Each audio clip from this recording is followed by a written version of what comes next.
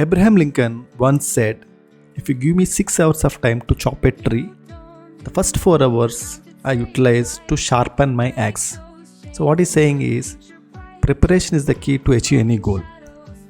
So, to cut down nicotine or smoking from your life permanently, you need to thoroughly prepare well at 4 different levels. You have to prepare physical body, at your physical body level, at your mental structure, you have to prepare well at your emotional level, and also you have to prepare well at your energy level.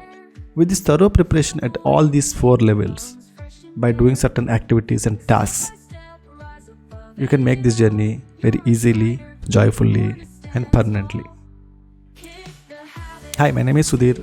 I'm an ex-smoker. I was a chain smoker for 18 years. I quit smoking 10 years ago, and I invented a easy method for all of you for this preparation.